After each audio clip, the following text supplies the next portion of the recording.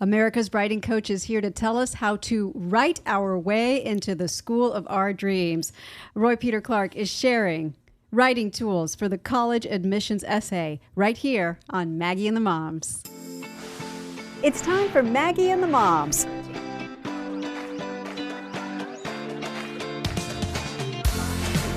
Sponsored by Tampa General Hospital. Every prospective college student, every mom of every student who's applying for college, this episode is for you. And really not only college students, because the tips that Roy Peter Clark is sharing today apply to all writing, and you know it's going to be good. We're so happy to welcome Roy Peter Clark to the podcast today. Thank you so much for coming. I know that you were a little self-conscious because you accepted the invitation, but then went to a dermatologist appointment and stuff happened. Tell us, please. Well, you can see the little red spot on my nose.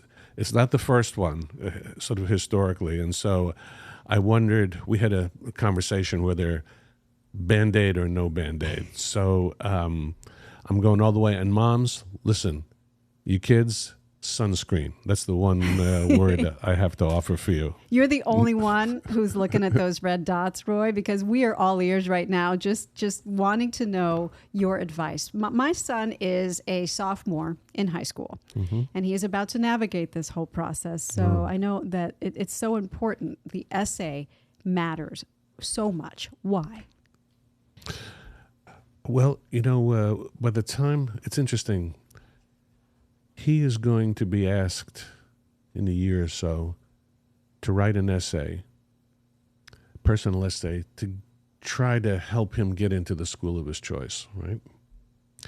And he, it's really important. And it's interesting that in the history of our lives, when we look back, even I didn't get into Princeton, the school that I wanted to get into. I don't remember what I wrote, but sort of the idea is that the stakes are high. Yes. For a piece of writing. Yes. For a very young person. And so one of the I wrote. I've done hundreds of coaching sessions for free for young people. And to help them. And I just think that part of why I wrote this book was to sort of serve not just those students, but their parents, their teachers, their older siblings, really a kind of a community to really sort of appreciate how important the personal essay is. By the way, not just for the act of getting into college. You may want to get into graduate school. You may want to go to law school. You may want to apply for a grant. And so it's personal an important essay. Skill, a personal essay. And that's what you tell applicants. Your advice to them is write the story that only you can write. What exactly does that mean? So it's interesting. We think as a writing teacher, and I've been in high school classes, I've been in elementary school classes. And I always realize that when people are writing about their own experience, they are the experts. Mm-hmm. They walked into they may not have walked into the studio with a scar on their nose. But I get what you're saying. That's your story. That only is you your can story. tell that story. My next door neighbor is named Charlie Daly, and I've known her since she was born, and she goes to USF now. And I didn't help her on her essay, but her essay is in the book. And here's the thing about Charlie: she was born on Valentine's Day with 11 toes. Is that her opening line in the essay? No, it wasn't. But when we talked about it, if she wrote it again for another purpose, but what's interesting, she says, she says, Mr. Clark, I'm polydactyl. You're a pterodactyl? I thought that was like a flying dinosaur. And what she did, which was... It makes you instantly curious, right?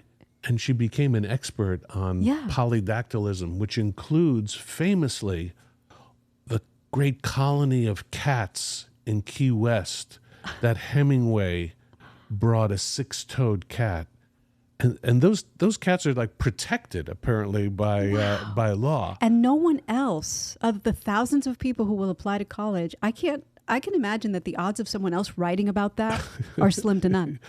But she was smart enough not only to make it personal and distinctive, but to connect it like with the history of American literature, and a very, very smart young woman. Wonderful. Okay, so that brings me to the essential elements that an essay needs to have to stand out from the thousands that these people will be reading and poring over.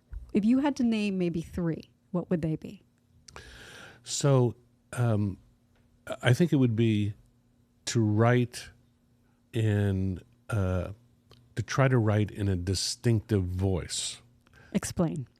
So I'm happy to say that I've had people come up to me and said, "Oh, I saw this piece in the column in the newspaper, and I didn't know who the author was at first. I wrote it, and they said to me, that kind of sounds like Roy." And they would go back and they would say, it's me. So one of the things I encourage, one of the tools, is to read out loud. When you write a draft, read it out loud to yourself. It has to sound like you to you. It has to. Here's the key: an asterisk. It has to sound like you, and a little better. Okay. Sure, if I was writing myself, I would write myself a little better. Yeah, like you go for a job interview, right? Yeah. And you dress like you would ordinarily, but a little better. Okay. Yeah. So, sounds like you, but a little better. What is the second essential element? So I would say, to the extent that's possible, to include, if it's not a story, fully a story, which it could be, include story elements. By that I mean anecdotes, details. So one day, years ago now, I guess 12, 13 years ago, I snuck up on my dog, Rex, and it was my fault. And he turned and he bit me in the nose. You and your nose issues. Hang on, here we go. So the blood, I'm sorry to say, and I turned and I said to my wife, "Emily, my daughter is going to kill me." 2 weeks later, I was going to walk her down the aisle. Oh no, Roy. Looking like Bozo the Clown. Okay, now that's not a fully developed story, but it's an example of an anecdote. How do you use those anecdotes in an essay to illustrate what kinds of things? So if I can grab the book for just a second. One of my favorite essays in the book is written by a young woman who's now at the University of Florida, where she wanted to go, and she wanted to study, and she's studying astrophysics, right? So how the world, the universe works, and her stories are about, the first story is about how she went to a family holiday dinner where she was going to be rewarded for finishing first place in the family football pool. Okay. As a young girl, 13 years old. She was into the numbers. She was into the things like that. And all the boys and men started to like ridicule each other. "Oh, you got beaten by a girl." So that's the early example of her wanting to enter a world that's completely dominated by men.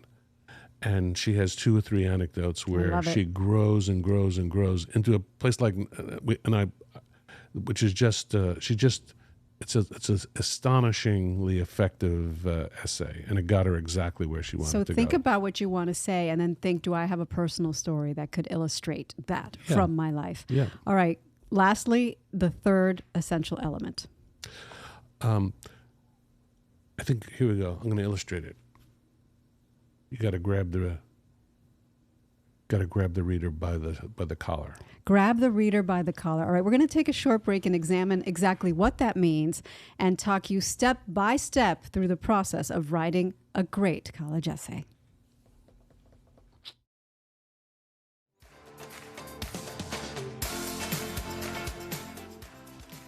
Grab the reader by the collar. That is an essential element to any great college essay. Roy Peter Clark, our guest, is going to explain as we continue here on Maggie and the Moms. Roy, you opened the book. Are you going to share an example of grabbing the reader by the collar?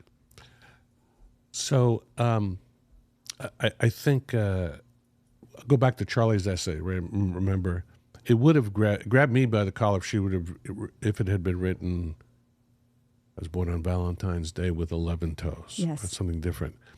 Now, my college, I graduated from Providence College. They told me they're highlighting this book in some of their magazines and some of the students who apply. I believe they told me that they get like 20 to 30,000 applications a year. How does your story stand out among 30,000 applicants? Well, the admissions directors at Eckerd College over here in St. Petersburg told me that 10% of the essays they receive are so bad they just misspell the name of the school and just they don't care, right? And then 10% or 15% are remarkable to the point where they will stop reading the next one and say, hey, take a look at this one. Look at this. We've got to get this, Okay, this woman in. So to get to write that kind of essay is a daunting thought, because a kid might say to themselves, how do I even start?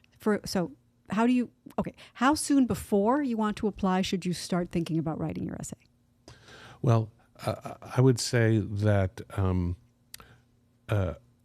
as a writing teacher, my first book was about teaching writing to 5th and 6th graders. They were all writing personal essays. So it's, the larger plan educationally is to have this as essential to their growth as literate young people and eventually so literate that when adults. they apply to college, they've already written many personal essays. But you do have to choose a prompt, and there are several. How do you go about choosing the quote-unquote right one? So the prompts, I'm happy to say, the prompts are very good. They're so good that in the common application process, they're repeated, year after year. And sometimes individual colleges will have their own additional little encouragement. So a common one, for example, is just overcoming. Everyone overcomes obstacles. Yes. Write about a time that you faced an obstacle, how you dealt with it, what you learned from the experience. And I have, how shall I say that? That's almost the definition of literature. How Harry Potter You're so right. overcomes the death of his parents as an infant. Everybody opens a book to find out, watches a movie to learn. So you want that to be in your essay. How do you keep the story focused and not all over the place? Is that important? Yeah. Focus, I would say, is the essential, it's the central step in the writing process. You need an idea, you need to gather material, memories, but at some point you're looking for the heart, the theme, the thesis, the one thing that you want your reader to remember. And in journalism, that's very often expressed in what we call the lead. The lead. The lead tells you what the story is about. Doesn't tell you everything, but it's like a flashlight that you shine down into a well. You can't see all the way down to the bottom, but you're intrigued by. You want to. You want to. You want to get there. For so sure. I imagine that takes It's not just like, okay, today I'm writing my essay. It's going to take a number of drafts. Mm-hmm. You know, one thing, yes, and sure. I like the term, I didn't invent it, but I like the term not first draft, but zero draft. What does that mean? So the reason that people get writer's block is because when they sit down with high standards, oh my God, this has got to be good. Yeah. Is this, Harvard or, or something, or not at all? And the problem with that is that the standards are too high too early. So a first draft, we don't really expect it in general to be, it's almost raw material. Yeah. Well, even more raw is the zero draft, where you're just saying, oh, okay, overcoming obstacles. Okay, that time when I got poison ivy, that time when I made the error that lost the game. So that, and so you're just getting stuff out of your brain onto the screen. Lowering your standards. Zero stakes at this point. Exactly. Mm-hmm. Exactly. Mm-hmm. And so you do the zero, I think that's great. And then you do your first draft. How do you go about making each draft better and better and better? And how do you know when it's done? So, how shall I say, I don't think there's any one way or one path to achieve that. Some writers are just normally faster than others. Some writers have sort of more experience. Yeah. But basically, one of the things that helped me the most is talking all the way through the process. What do you mean? I'm talking to you about this idea I have about something that happened to me a couple of weeks ago at the writing conference when nobody showed up for my workshop. I haven't written a word, but I talked to you about it, right?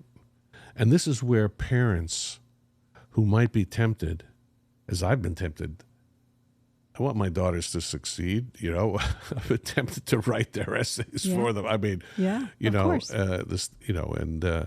that's not a good idea. That's not the way to help them. Exactly right. The way to help them is to ask them questions, to listen to them, to remember things about their first day of school that, might add to their kind of their research. Is there a tip that comes to mind? You've written a draft. It's pretty good. You want to see if you can make it a little better. Is there any tip that comes to mind of something you can do? Like go over it and look for blank and substitute it with blank. I don't know. Anything like that come to mind?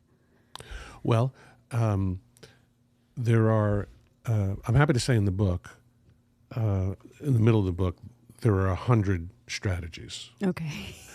And, but I'll just give you one, my favorite specific writing tip. And it comes from Shakespeare. It goes like this. I'll do it real quick. The queen, my lord, is dead. That's from Macbeth. I hope there are commas in there. No, the queen, comma, my lord, comma, is dead, period. Or what do the Brits call a period, do you know? I don't. A full stop. Okay, yeah, so full stop. I didn't know that. It's a stop sign, right? I would have written it. I would have written, the queen is dead, my lord. Queen right? is dead, period. comma, my lord. Yeah, period. And then I realized, okay, Shakespeare's is better. I'm going to give him the master credit. And what he's showing us is that he's putting the most important word at the end of the sentence. Dead. Dead, period, full stop, drop the mic. So what I have to do, so in a book manuscript for me is like 300 pages. Ooh. I would say 200 times I have to take the word or the phrase that's hiding in the middle of the paragraph or the sentence and put it out. I love that. I love that so much. There's one thing that I encourage my kids to do, and I won't take the credit. It's because when they were in elementary and middle school, they got a book from their English teacher. The book is called Banish Boring Words. And so go back and read your stuff. And if you had a word like very something, Mm-hmm. think of substitute it with a better word. Is that a good writing tip? Yeah, I would put it in not at the beginning of the process, Okay, but right. towards the end of the process, your standards get higher and higher and higher and Exactly higher. right. You go improving it. All right. Well, we're going to take another quick break. And when we come back, we'll talk about common mistakes that derail essays. Stick around.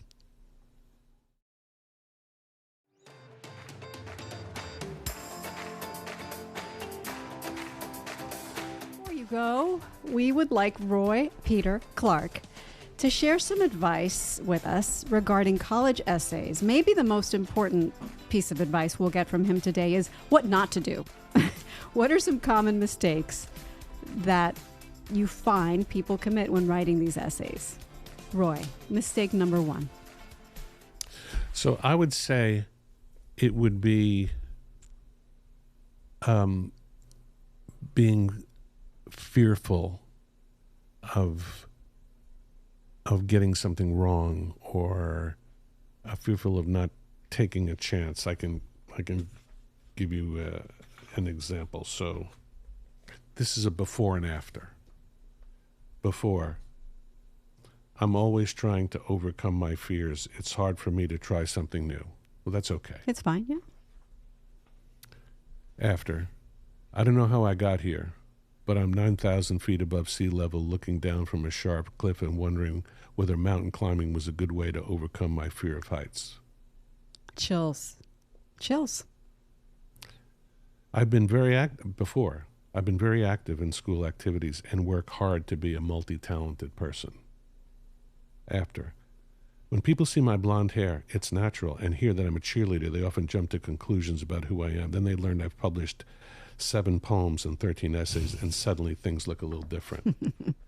So go for it. Don't go for the boring. Go for the example. Right, and the key is not to treat the prompt like a check the box. Yes. Like this. Yes. So let the prompt be a doorway that you can sort of show. Yeah, because the when world you're a your kid, world. the teacher tells you restate the question and the answer. No. Yeah, well, no, yeah. You don't need to. Yeah, the reason I want to go to Eckerd College is because they have a good sociology program, and I want to be a sociologist. No. As opposed to that student wrote, I knew what I wanted. I knew what I wanted to do in life when I volunteered at such and such Exactly. a center, and 90-year-old Bessie Johnson rolled over my foot with her wheelchair. I want that kid in my school. I love it. I want that kid in my school. All right, we have 2 minutes left. We have to tackle a very common mistake that I don't know if kids realize it's a mistake if they think they're doing a good thing using AI. Mm-hmm. AI to help you write your essay. Big no-no? I say obviously, but what are your thoughts? It's so complicated. Yeah. It's so early in the history of this technology. If you'd interviewed me 20 years ago, I wouldn't be worried. I wouldn't be carrying this around worried about phone. it. So, Mm-hmm. So technology has its benefits, but the best writers, the good writers have to be honest writers.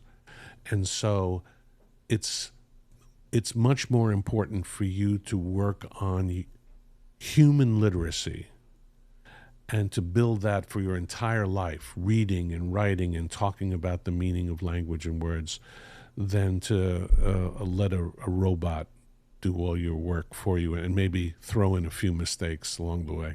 You're doing yourself a disservice in the long run. Thank you so much, Roy. There's so much in the book. There are examples of good college essays, as you heard. There are before and afters, ways to make things better. There's strategy, everything you could want, every tool, as the title implies, for writing a great college admissions essay from Roy Peter Clark. Thank you for sharing some of them with us today. It was such a pleasure. Happy to be here. I'd like to shout out to Lakewood High School. I'm wearing a Lakewood High School hat. My 3 daughters graduated in South St. Pete. Go Spartans. Go Spartans. Deanna's over there saying, go Spartans too. Thank you all. We'll see you next time on Maggie and the Moms.